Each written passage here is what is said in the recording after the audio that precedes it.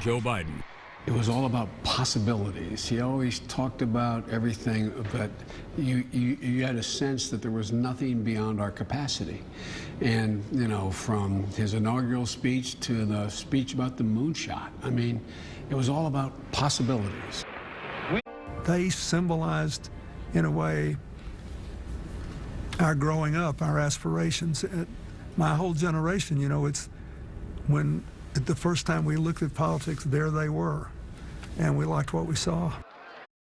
This is Edwin Newman in the NBC newsroom in New York. This information from Dallas. President Kennedy was given the last holy rites of the Roman Catholic Church today. That was, of course, after he was shot down by a would-be assassin while he was riding in a caravan through downtown Dallas. I had a car on campus, and we went to my car, three of us, and got in the car and turned on the radio to listen to, it was disbelief. 5 days after the shooting, Governor John Connally gave this interview from his hospital bed. He remembers his wife Nellie saying, "Mr. President, you can't say that Texas doesn't love you." And then we had just turned the corner. We heard a shot. I turned to my left. I was sitting in the jump seat. I turned to my left to look in the back seat. The president had slumped. He had said nothing. Almost simultaneously, as I turned, I was hit. And I knew I'd been hit badly. And I said, I knew the president had been hit, and I said, my God, they're going to kill us all. For Jacqueline Kennedy, the moment was much worse. She said, oh my God, they killed my husband. The nation was in shock. It was almost like a frozen frame in time. It was almost like if you said it out loud, he was going to die. And a half hour later, or almost an hour later, whatever it was like, he's dead. Where were you on the day that you heard that he had been shot and then killed? I was in my calculus class. I remember it as if it were yesterday. What did you think? I just remember being totally bereft. And I remember, you know, there was a lot of hatred of Kennedy in the South over civil rights. And I remember walking back to our main school building, and all these students were there, and this girl that was in the band with me that I liked, and I liked her whole family, said, well, maybe it'd work out well for the country. And I knew they were much more conservative than I was, but I was just appalled. Still affects Secretary of State John Kerry. I was playing in the Harvard-Yale soccer game. I came out, sat down on the bench, and heard this just ripple of conversation and concern and audible gasp go through the audience. And the word was, the president has been shot. I remember just completely disconnecting from the game. And we learned before the game had ended that he had died. And, you know, it was just sort of a lost period of time.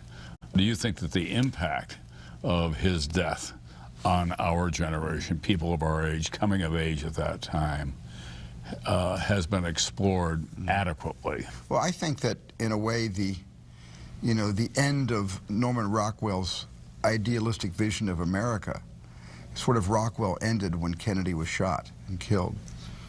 But when Kennedy was killed, Rockwell went into his studio and he painted Kennedy when he was speaking at the convention.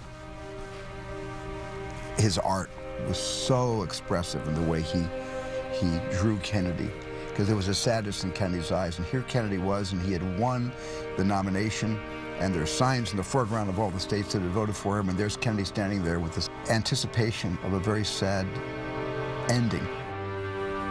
What can Dallas time, with his life ended and his presidency unfinished, a casket containing his body was placed in a hearse at Parkland Hospital and taken to Love Field.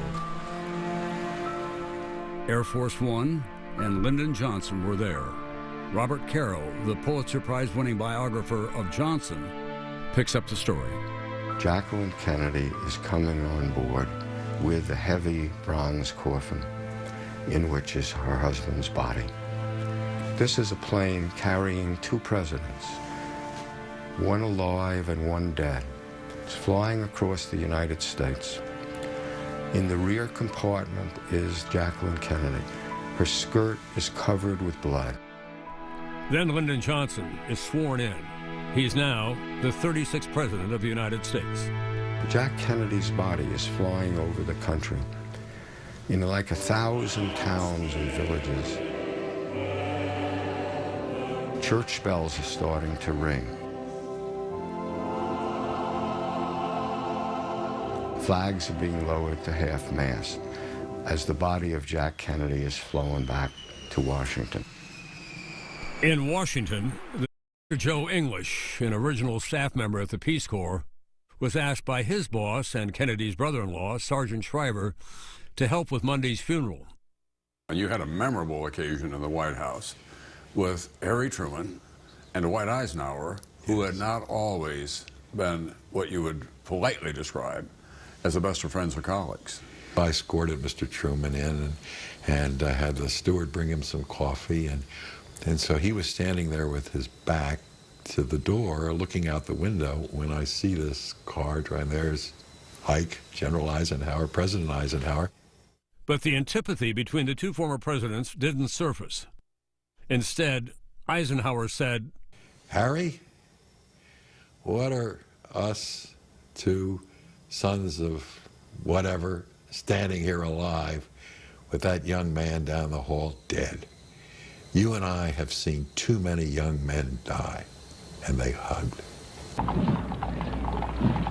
Although the military planned the president's funeral, its choreographer was Jacqueline Kennedy. Blackjack, the riderless horse, symbolizing the warrior who would ride no more. In Dallas, on the same day the president was buried, there was another funeral. 700 uniformed police officers from around the state paid their respects to their fellow officer, JD Tippit. For Marie Tippit, his grief-stricken widow, hard days were ahead. I had to deal with three kids that loved their daddy so much and was so close to him that the Curtis would sit at the window and watch for him when it was time for him to come home. Brenda was getting stomach aches every day, and Curtis was getting a stomach ache, and you know, you have to deal with all that as along with your own grief. Somehow, in the midst of her grief, Jacqueline Kennedy found time to write a condolence letter to Marie Tippit. This never-before-seen letter was as direct as it was unexpected, a communication that could only have been sent from widow to widow. Dear Mrs. Tippit, what can I say to you? My husband's death is responsible for you losing your husband. Wasn't one life enough to take on that day? It doesn't seem fair to me that because my husband was more famous than yours, that more attention is turned toward my bereavement than to yours. I lit a flame for Jack at Arlington that will burn forever. I consider that it burns for your husband too, and so will everyone who ever sees it. With my unexpressible sympathy, Jacqueline Kennedy. She recognized that I was suffering too. And isn't that wonderful that we had a First Lady that was so caring for everyone?